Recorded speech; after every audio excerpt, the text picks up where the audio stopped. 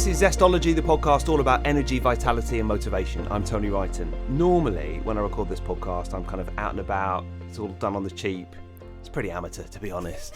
And today, it's a different world because we're in a posh studio and I'm interviewing someone who normally uses this studio to record her podcast.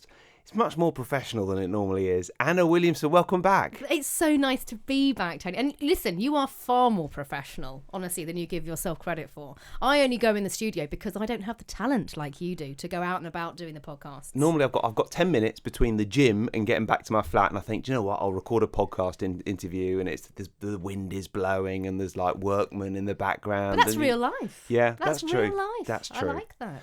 So we've just got straight into it today, and Which is lovely. we're in here, and today's podcast is all about parenthood because rather than doing the full kind of bio spiel, let me quickly go over it. You're a TV presenter, podcaster, author, and also psychologist. I'm a life coach, but it comes under sort of psychotherapy. We all know this. It's a big umbrella.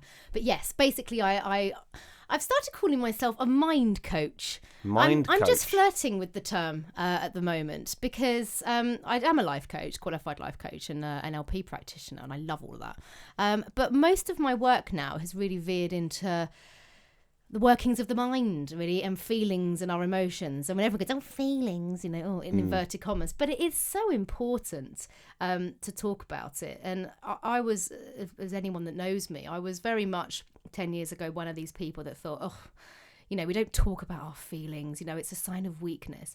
And I love the fact that I have proved myself, the old self, completely wrong, because as I know myself suffering with mental health challenges, talking about them and talking about my feelings is the best way of recovery and dealing with it, and it's something that I do every single day. I'm still not sure about mind coach because you and I both trained in NLP. That's and right. when I first started doing the NLP, I was like, what am I? Don't really want to say NLP coach because people don't know what it is. That's it. They don't. They go, what's that? Or if they do, and also I think it boxes you in a bit, doesn't it? Yeah. Because it's one of the principles that I love, but at the same time, it's so much more. As in what I believe in is sort of goes out about that is so much more than that. So yeah. No, do you know what? I do like mind coach. Do you? Well, what I came up with before was, this is terrible. No, I don't use this anymore. I'm embarrassed about it. Don't be. High performance coach. No, that's okay. Makes you sound like an 80s executive entrepreneur coach, like Tony Robbins with a mic on your face, striding around the stage. Actually, what that came out for me, a high performance coach, it could do that, or it conjures up to me someone that's like a personal trainer, but an extraordinary personal trainer, Right. a bit like a Joe Wicks maybe. Yeah, you can go one level up, elite performance coach. I think you should coin that one. But maybe I'll just stick to what I know, stick to what I am, which is a counsellor and a life coach, because essentially that's what it's all about. Yeah. And you record your podcast, Breaking Mum and Dad, in this room. I do, What's it like not being on the presenter side, but on the guest side? Do you feel a little bit discombobulated? Oh, a great word. No, I love it, actually, because it just gives me a chance actually to sit back and reflect, and I actually love being in someone else's hands, particularly expert hands like yourself. Expert hands. It's just nice to sort of spin the table a little bit. I mean, I do prattle on a lot about myself in Breaking Mum and Dad, the podcast,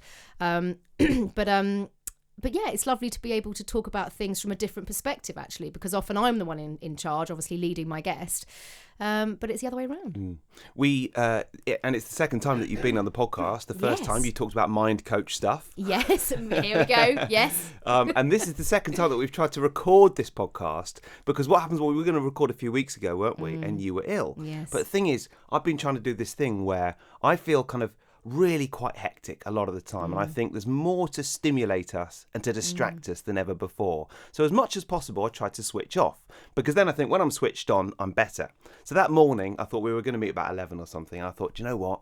I'm going to leave my phone off all morning. And it was it's going to be in so airplane good. mode. I know, I And I had a lovely morning. I got here at 3 minutes to 11. I thought, I'll just switch my phone on before I get to the studios. And you'd sent me loads of messages saying, Tony, I'm ill. You know when you go on WhatsApp and you can see when someone was last on, and I could see, I thought, he hasn't been on since last night. And I was thinking, oh no, I can't tell Tony that I'm not very well. I can't make it in. You saw one tick. I saw one tick. I did. I knew it hadn't got there. So, but actually, I'm hoping that you actually enjoyed the rest of your day and had some me time. Yeah, I was so chill that I just kind of strolled around. I mooched. Good. Yeah. And do you find that obviously now you're even more more busy than ever. You're working, you're a parent. Do you find that you kind of consciously switch off at certain points as well? Great question, actually, because yes, I do. And it's something that I had to learn. I don't think anyone can ever tell you before you've had a child how much you have to file certain aspects of your life. And I would go even more crazy than I already am, but I would absolutely burn out very quickly if I didn't prioritise certain aspects of my life. And it might not work for everybody, but it works for me. I have a very overactive mind. I do have generalized anxiety disorder. So I have to be careful to not people please and burn myself out. And it's something that actually, this is why I'm so pro therapy and learning about yourself, because I know myself pretty damn well. And that's not in a smug, oh, how great am I? Far from it. It's just, I really know what makes me tick and what doesn't. So yeah, throwing a baby into the mix, I don't think nothing could prepare me for how much of a massive bomb that goes off in your life with that, because the time that you had before is even less. And quite rightly, my child is now my complete priority, but on par with me. Yeah. Because that's not a selfish thing. I have to look after myself to be the best possible mum I can be to him. So yes, I prioritise my day-to-day life and that's my week. The thing, isn't it? You've got to be at your best to bring the best out of him. There's no point me being absolutely knackered and frazzled and bad-tempered and short-tempered with him. I mean, I'm not perfect. There are days when I haven't slept very well, and perhaps work has got a little bit on top of me, and my work-life balance has gone slightly out of kilter. And actually, that's a real trigger for me. If I'm being a bit snappy with my husband, I'm never snappy with the baby. Well, he's a toddler now. But there are times when you sort of go, oh gosh, I wish he'd just go to bed quickly. And then you think that's really unfair, actually, because it's not his fault. He's a child. But that's when for me, I remind myself I have to redress the balance. So with work, I'm very good at, as much as I can as a freelancer, trying to prioritize my week of work. He comes first. So I sort of have a tick list, really. It's like, okay, baby, where is baby going this week? When is he spending time with me? What work can I fit in? Do I want to fit in? And then it's time out. And I'm very, very strict at turning off all of my social media and devices by 9 o'clock every night, just to have sometimes earlier, actually. I've been going to bed recently at 9 o'clock again because I'm tired. And just taking that time out. And I think that's what I always say to people, you have to give your brain and your body complete switch off. Please don't think you can do it all, because I know I can't, and I'm okay with admitting that. Well, there's something about, if you think you're actually relaxing when you're lying on the sofa, but you're on your phone, you're flicking kind of fairly frenziedly between email, WhatsApp, Facebook, Twitter, playing games at the same time. You're hyper alert. You're hyper alert. It's like, do you know what it's like? It's like driving a car. Mm-hmm. Your brain is massively switched on. If it's a scale between 1 and 10, and 1 is totally chill and 10 is totally switched on, you're at about an 8. You're so right. And actually bringing in the NLP, if you think about that with the representational system, which we talk about in NLP, which is our senses, they're all on overdrive, aren't they? I've only really just thought about it now, but they are everything, our sight, what we're hearing, what we're feeling, the stimulation we get, the feel-good feelings and the gratification when someone likes a post. I'm guilty of it. I mean, I sit there, and that's why I have to turn off my phone, because even more so, particularly with the books and the podcast now, and blogs and everything else I do, I am starting to fall into that trap of needing or enjoying the likes and the traffic on my social media. Of course you are. How could you not? How could you not? And it does create a bit of a spark and a bit of a buzz. But if I keep refreshing, and I've had to catch myself doing that, and I'm going, Anna, stop it, because it is like getting that hit every half an hour by hitting reach. Oh, I've got another 50 followers or whatever it may be. I'll be lucky. But it is, it is five a week. But yeah, I have to say, enough is enough. This is ridiculous. This is actually a bit sad. Turn it off and focus in on something else. And I do that. I make sure it's either, I love reading books, but actual books. And once you've switched off, half an hour later, you've forgotten about the likes, and it's cool, and your brain kind of has a chance to calm down, doesn't it? And it's really just does. The switching off. And I really worry for people, because I think, this technology is so new that we've not even come to terms with it. 10 years ago, we weren't doing this. You're absolutely right. And that's the thing. We are really the first generation that's using this. So we don't really know the effects, our next generation, my son's generation, I'm sure there'll be even more rules and regulations in play to stave off depression or anxiety or mental health issues, which are on the rise, according to the media, but statistically they are as well, particularly in young people. But that's the thing; it can't be healthy. And I'm speaking as a bit of a hypocrite because I love it and I live my life through it. We all are hypocrites. We all struggle. We all struggle, but I also know that for my mental well-being and emotional well-being, I have to get the hell off all of my devices and actually have a proper conversation with my husband, with my family, and with my son. And actually, this is the other thing, we're having children. I make a real point when I come in the house, if I have been at work, for example, of a day, and I come in and it's his tea time, that phone stays in the bag on silent mode and airplane mode until he is well and truly in bed, because I've caught myself every now and again flicking and scrolling while he's having his tea. Well, that's just not actually paying any attention to him. I might be standing in the kitchen with him, but actually I'm just standing there scrolling. And what really made me think about it was he's little and he's picking things up. He picked up the remote control the other day on the TV and he put it to his ear and he said, "Bye-bye, mummy." And I was like, oh my gosh, he's so used to seeing me on the phone. He associates anything like that with mummy. And actually that was a real wake-up call to me. I thought, this is bad, and I don't want him to learn my bad behaviour. Well, that's it, because you can't then tell him in a few years' time, get off that phone. You've got to set the example by doing, not telling, haven't you? Completely, always lead by example. And I'm a new parent. I'm a complete novice. I think we all are. So how old is your little boy? He's 18 months. 18 months. Yeah. And it's a great age, actually. Everyone says to me, oh, it gets harder. But for me, I had crippling postnatal depression and birth trauma following his birth. So actually, for me, now I've come through that other side. I am loving it right now. I'm loving his age because I'm well in myself, physically and mentally. And he's great. He's just funny. Yeah. And I want to talk more about him and parenthood in just a second. But just finishing off this conversation about tech, it is a real issue. I've just been, do you know Dr. Steve, my friend Dr. Stephen Simpson? I don't know if you've talked about him before. Oh, right, yeah. Me and him have been recording a new course which we're bringing out. It's a program and it's about unplugging. It's about beating tech distraction with NLP. I'm a fully signed up member. Yeah, I'm really, really excited about it, actually, because, I've noticed the effect in myself. And as you say, I think most of the time I've got a handle on it. But in a way, I'm a bit of a hypocrite because even though I've got all these skills and techniques at my disposal and I'm aware of it, it's still so hard, which is why I wanted to put together the course. And so, yeah. It deserves to do very well, and I'm sure it will. And I would certainly help promote that because I think we need more. We need to be told how to do it sometimes. And I know it sounds really silly, but it is the simple things. So, for example, at weekends, they are really precious times now for my husband and I. He's in the middle of doing a degree. As you do. Let's go make life even harder for ourselves. Yeah, go on, my darling. Go and do a 3-year degree. But it's good for our family and it's good for him to follow his dream. And I'm a very supportive wife. But weekends are very precious to us. So we, for example, do swimming, baby swimming on a Saturday. But actually, we make a real point of leaving the phones at home. We're together. Brilliant. We've got the baby with us. We've got each other with us. So actually there is no need for anyone else to have to really be called. You see what I mean? Obviously in an emergency, because those key people are actually all together. So we leave the phones behind because the temptation is when he's doing swimming, the one of us who's on the side is either taking photos, which is nice. Yeah. But again, you're not watching him do it. You're messing around, dicking around with his phone the whole time. Yeah. And it's like, leave them at home and let's actually enjoy and experience a couple of hours together. And do you know what? It's hugely cathartic. And I say to people, give it a try. You do actually feel quite released from stuff.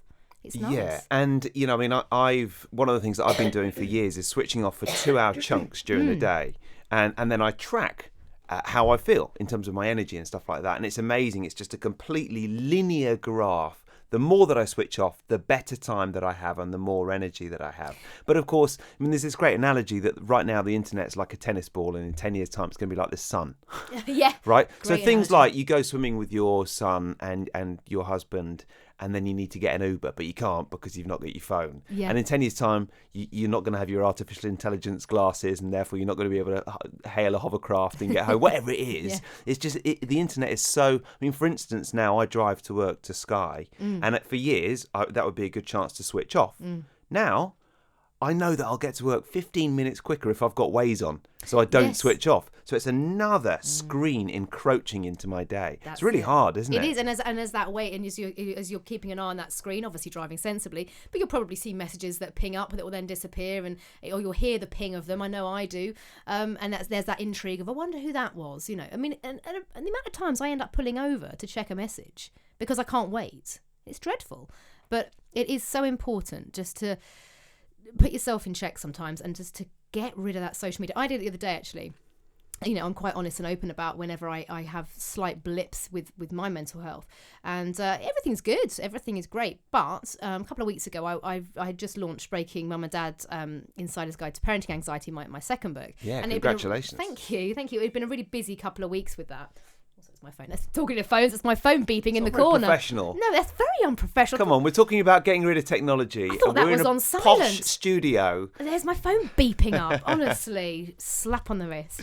And they say, by the way, that if you're writing or something like that, and you get a notification like that, it takes you 20 minutes to get back into the same zone than you were originally in until after you've checked that WhatsApp message. Yeah, it's true. It's true. And actually, when I was writing, when I do write books-wise, everything has to go off. Everything has to be shut off. And it's actually a really nice time because you're so absorbed in the one task. There is no distraction. Now, listen, even that just going, I've completely lost my train of thought, what I was even talking about. But I kind of helped you down an alleyway as well. It does just go to show, doesn't it? It's a distraction because obviously I'm going, I wonder who that was. I'm not actually that bothered about who it is at all. But yeah, phones. Oh, yeah, that was it. So I came in the other day and it'd been a busy few weeks and I was tired. Juggling, being a mum, launch, a lot of PR, which is lovely, but it all sort of ramps up to a big crescendo. And the tank was running on empty. I was knackered, I was exhausted, and I came in, and I can't remember what it was. Someone tipped me over the edge. Nothing particularly significant. A sort of a text message that had just tipped me over the edge. I can't remember what it was. But I came in and I said to him, right. He went, why are you in such a bad mood? I said, everything's got on top of me today. I said, I don't know what it is. Everything is all good. I have nothing to complain about. I need to stop. And I literally got in, and just the act of I switched off the phone. I switched off the iPad. I switched off the TV. I switched off my laptop. And I said, I want everyone, excuse my language, to bugger off for tonight. And it was brilliant. And we sat, and it was one of those rogue cold nights we've been having in recent times. And I put the fire on, and I sat on the couch, and I read a book for the whole evening. And my God, I cannot tell you how restorative, if that's the word, that felt by the next morning. Just the whole act of turning everything off. I thought, the world can wait for me right now. And it was so cathartic because I went to bed, I slept better, and I woke up in the morning ready to start the day again. Yeah. And it really did work. Well, that's me and my girlfriend spent the whole month in January in Thailand. Mm-hmm. Oh, wow. And we went trekking, and we went to stay in a monastery in the mountains, and we did just loads of chilling out. And quite often we get up, go to the local coffee shop, play chess for 3 hours, and then go and do some exercise, and then hang out on the beach. And it was just so nice to kind of come down from all that. Sounds bliss. One of the things that we said to ourselves on a regular basis is, because at some point we'd love to have kids, not yet, but at some point, we said, can't do this when you got kids. So how different is it?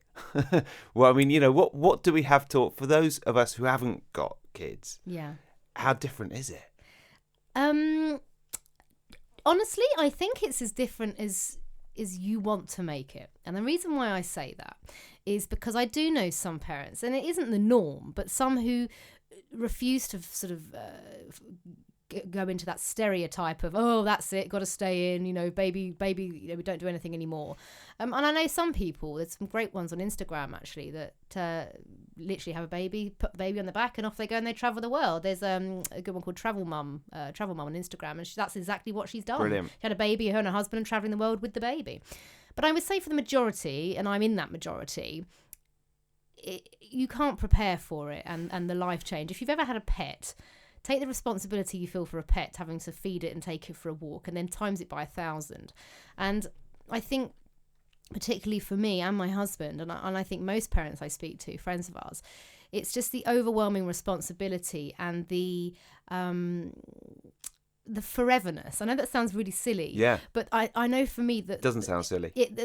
Thanks, because I think the first thing, honestly, when I saw my son, other than, oh my giddy aunt, that was the most horrendous birth experience, no one prepared me for that one, was the feeling of overwhelming responsibility and the feeling of, I can't just do what I want anymore.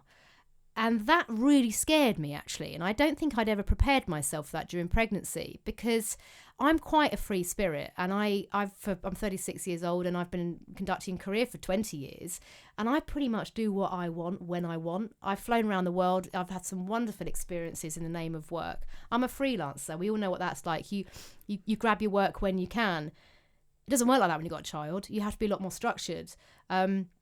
Unless you factor that into your life. But it wasn't going to work for me like that. So that, above anything else, scared me, was the fact I can't just, say with my cat, for example, pop the cat, in the cattery for a couple of days because I'm a bit knackered and want a few days off. You can't do that when you've got a child. It's permanent. And it took me probably till now, probably 18 months to actually get my head around that. But now... I would never have changed it, obviously, in those first few weeks, but it was a complete and utter shock to my system, and having to completely reprioritise my life, and it scared me, and I really missed the old me, and I really felt I'd lost my identity initially. That's why I talk so openly. That's why I wrote Breaking Mum and Dad. That's why I do the Breaking Mum and Dad podcast. It's just to say to everybody, it's okay. You're not a rubbish parent. You're actually really normal to really miss certain aspects of your pre-baby life. It's like everything. You have to learn something new. You have to learn to be a parent. You don't learn it overnight. You don't learn a new career overnight. You have to just go with it and make it work for you. And for me, it was highly important. And it was a real U-turn for us, because I really thought that, I'll leave work for a good 9 months, a year, just to focus on the baby. But actually, and I had to get my head around it because I felt quite disappointed in myself, and now I know I shouldn't have done. But you can never prepare, I don't think, for how you are going to feel until after you've had the baby. Some people, desperate to go back to work during pregnancy, and then the minute they have the baby, they are like, whatever, never want to go back to work again. I want to just be a full-time mum or dad, and that's amazing. Others, like me, do the complete opposite. I'm not going to go to work. But actually, I had him, and I really missed work. And I realised it was a big part of my identity. Yes. And I felt that 20 years of my life was sort of disregarded overnight. So actually, we had to make up a very quick plan. And I said to my husband, I need to do some work soon. Yeah, and get out of the house and just be you. Just be me. And actually, I did my first job when Enzo was 4 weeks old. Right. And I was hosting an awards ceremony. Now, don't get me wrong, it was really hard. But the good thing for me was that I did the job. I felt amazing, like Supermom. I had a bit of a tap into my old me. But the best thing was I really missed him. And I couldn't wait to get home to him. So in my head, I was going, this is good. The balance seems to be okay. At least I'm missing him, which is a good sign. But I also really liked the fact that I got out and was able to tap into a little bit of the old me. So for me, I am a working mum. I honestly didn't think I would be, but I am, and I'm really proud to be one. Because, I think my closest friends are able to be honest to me about the challenges of being a dad, and some of them just love it unreservedly, and it's come very easily to them. And others, it's a bit more of a challenge. It might be because they've got a lot of kids, not one, or it might be, one of my friends was very honest the other day, and he just said, look, it's not been that easy, and I really struggle with the sleep, and I kind of look back to my old life and miss it. You do, and that's the thing. It's sort of overwhelming. My tagline for my books and the podcast, it's okay to not love it all the time, because you don't. It doesn't mean you're a crap parent. It doesn't mean you don't love your child. It just means you're real. Because you see, I'm a perfectionist. I reckon I'd be like, I'm not loving it for 5 minutes. Something's wrong. And that's what I want you to stop beating yourself up about, and if that happens or anybody else happens, because that's how I felt. I thought, God, I'm so wicked. I'm missing the old me, and yet I've got this beautiful, healthy baby. I've got friends that can't get pregnant. Guilt. As parents, we just saddle ourselves with all this unnecessary guilt. And you mentioned dads, and that's why I've called my books and podcasts Breaking Mum and Dad, because dads are a huge part of the process, obviously, but often kind of get sidelined a bit. And actually, dad's mental health is just as prevalent as mums, and postnatal depression in dads is just as high as 1 in 10. Some say 1 in 7, actually, because it's a big responsibility. And bonding, sleep, without a doubt. As much as 1 in 7. Wow, that's yeah, it's huge. And bonding issues is quite common. And again, we don't talk about that because we feel wicked if we feel that we're not immediately loving our child. I didn't, and I'm completely honest about that. And I felt awful at the time. I wasn't honest at the time, because you do think, oh my God, what's wrong with me? But again, if you think about it logically, you've just been given a baby which you've never seen. And someone's telling you to love it. Well, love at first sight, apart from in the movies, is pretty rare. And I think just because you've grown something, or genetically a baby's part of you, or, if you've adopted or a surrogate, or however you've come by your child, well, it stands to reason it's going to take some time to learn how to love it and for it to love you. And that's what happens.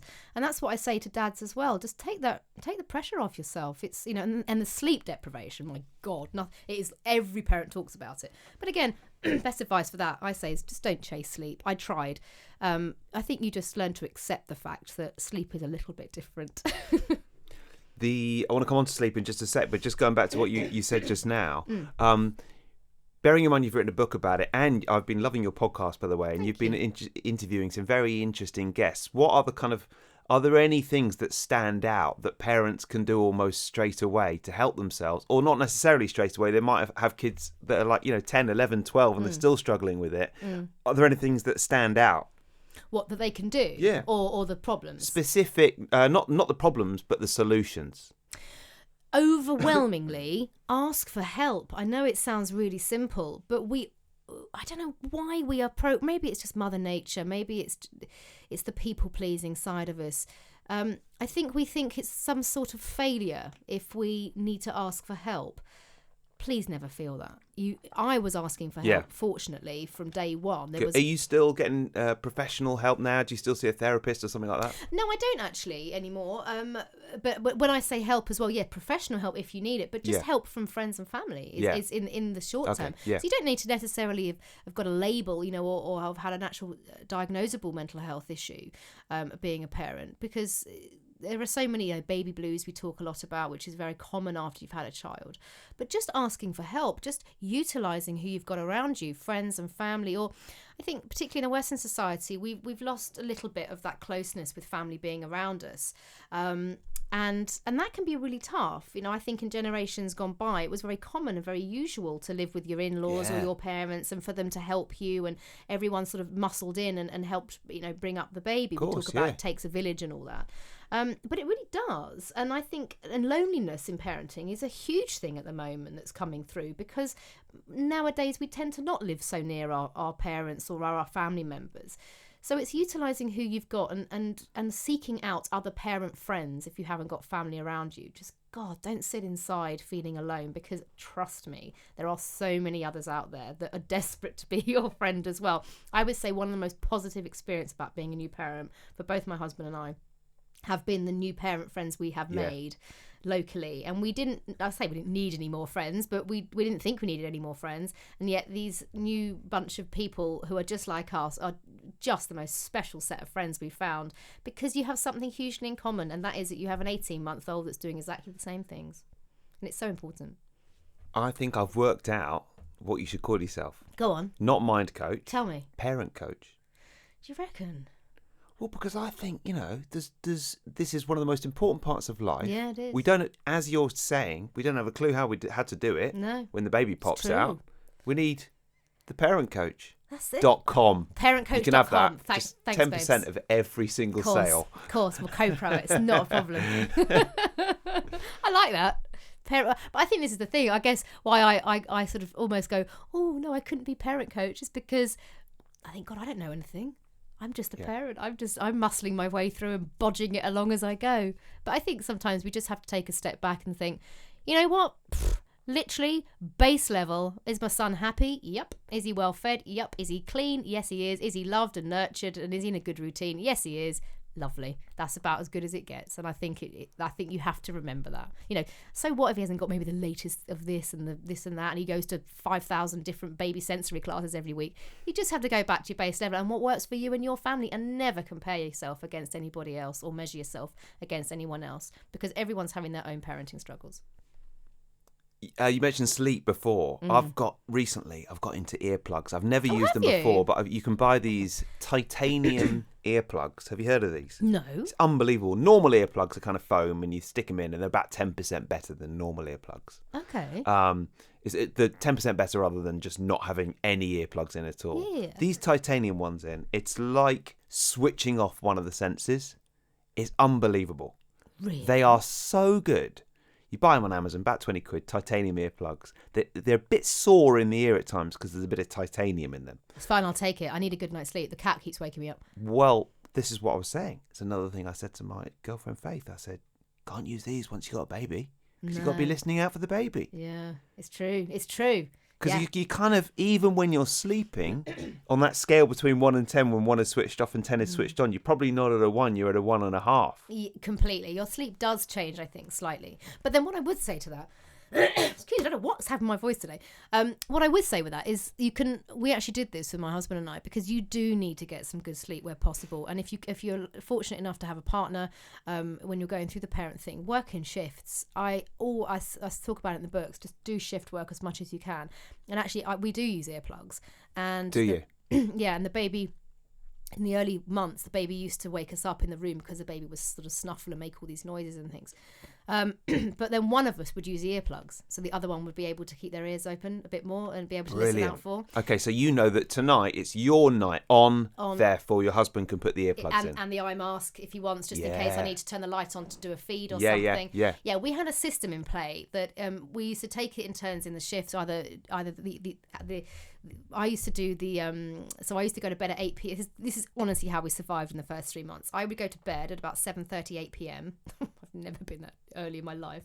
And then I would sleep through, hopefully, until about 2 a.m, where that feed kicked in. But my husband would stay up for the 11 p.m. feed, so he would do that feed before he then came to bed.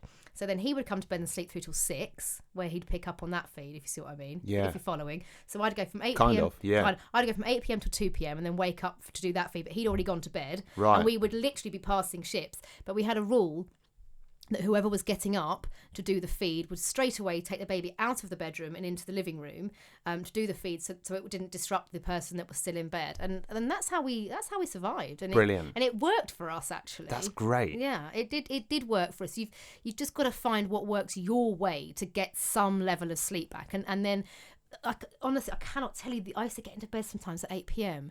and feel just euphoric knowing that I had a potential 6 whole hours of sleep coming. Yeah. And the earplugs would go in, the eye mask would go on, and it was so nice because I would know and I could relax fully knowing that my husband had this and it was his shift.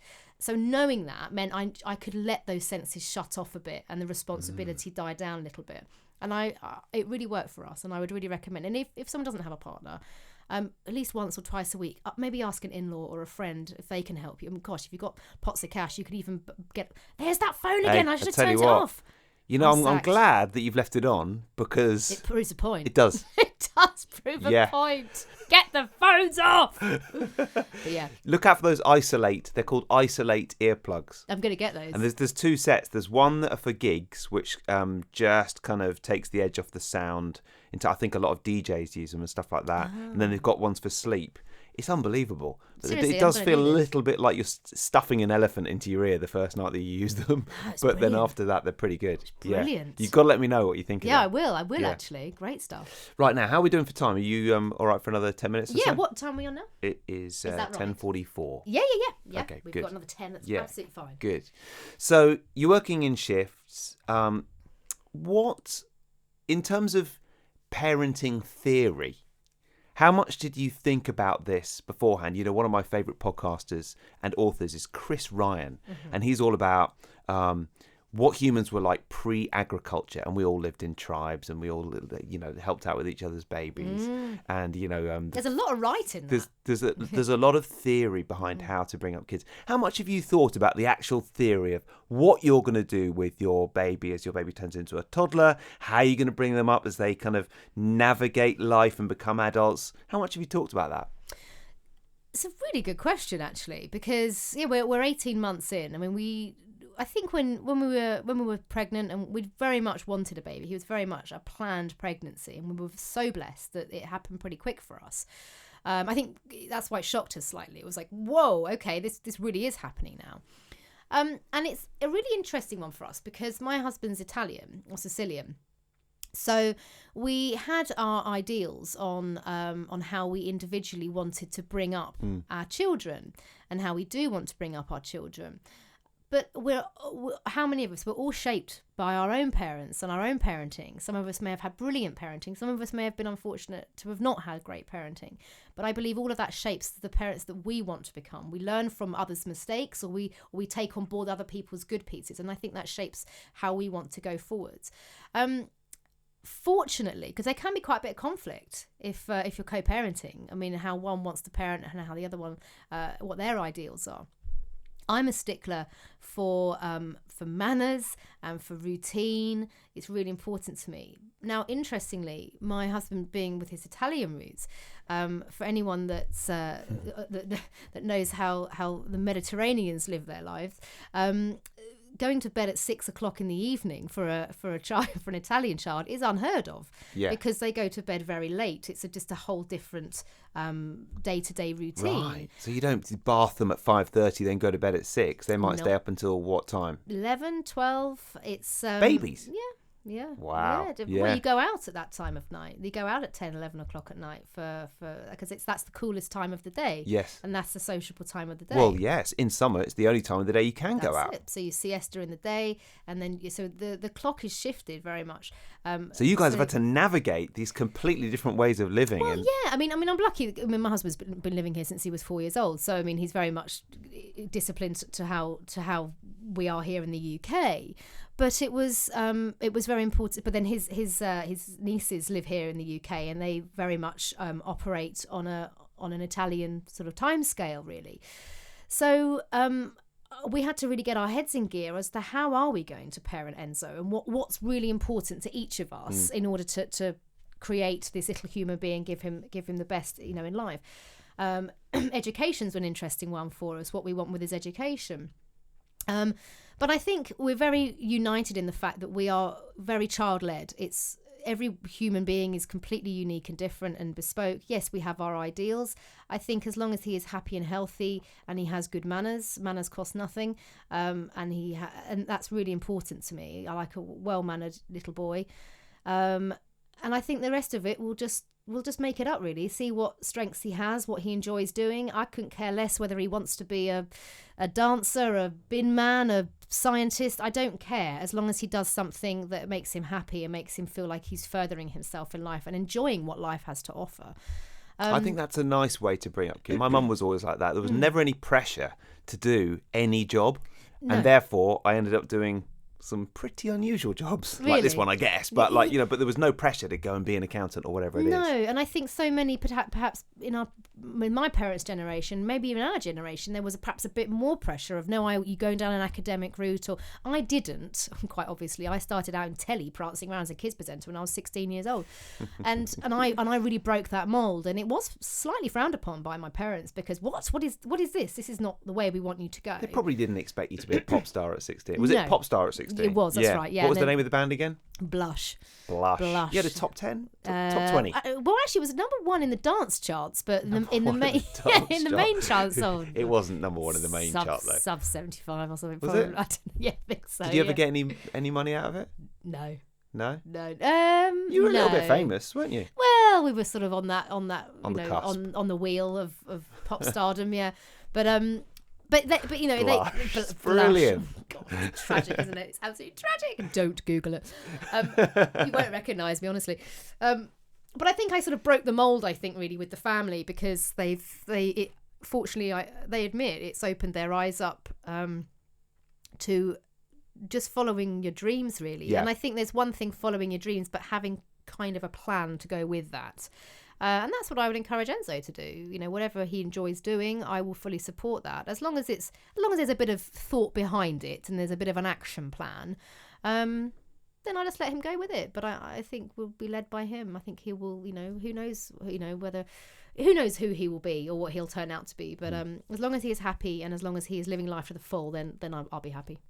This podcast is all about energy, and something that I've asked you before, and I ask everyone, is what is one book that you'd recommend and one tip for living with more energy, vitality and motivation? We've covered energy quite a bit already, but yeah, what book would you recommend that has helped you? It can be around parenthood or it can be anything.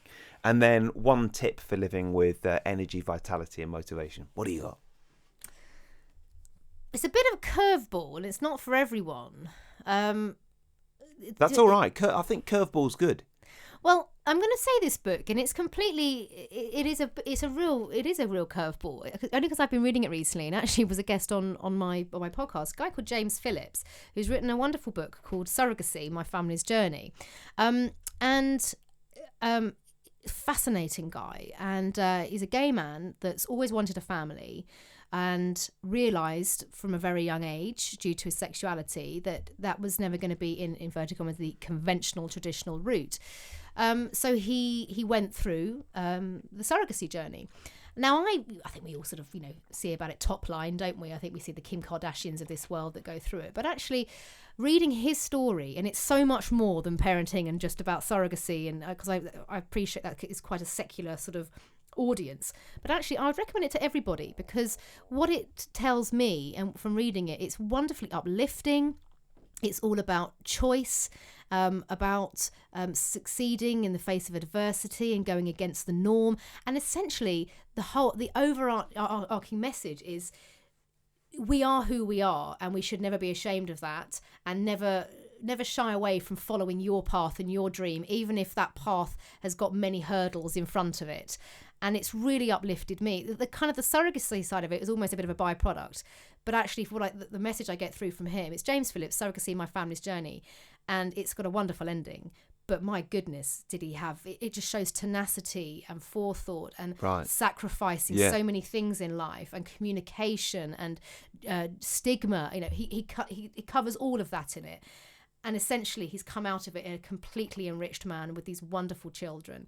And I would really recommend everyone to read it. It's a fabulous book. But that's the great thing about a podcast, isn't it, as well? I mean, how much are you doing this because you want to share all this stuff with other people? And how much is there a little bit of self-interest because you like hanging out with interesting people and solving your own problems? Completely. Because I know that's going on with me, and it's brilliant. Yeah, and I think you're absolutely right, because I don't go into it necessarily thinking that. But then the more I've been doing the podcast, I just feel so much more enriched, as you say. I mean, when would I ever have probably honestly picked up James's book?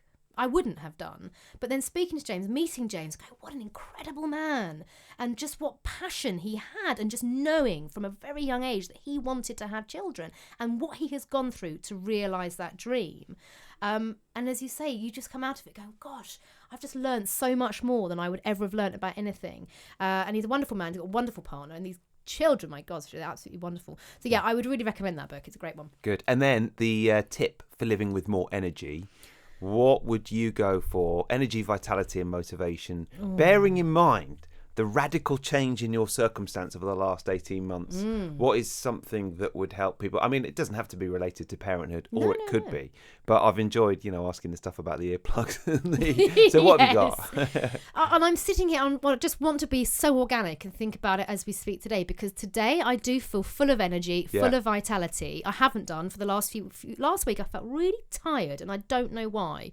And it hasn't necessarily been sleep deprivation or anything. I think for energy and vitality, it's taking that step back. And that's what I have done the last few days. I have listened to my body. I have listened to my mind, which has been overcrowded and full of too much stuff. And I have literally just gone, pulled everything back.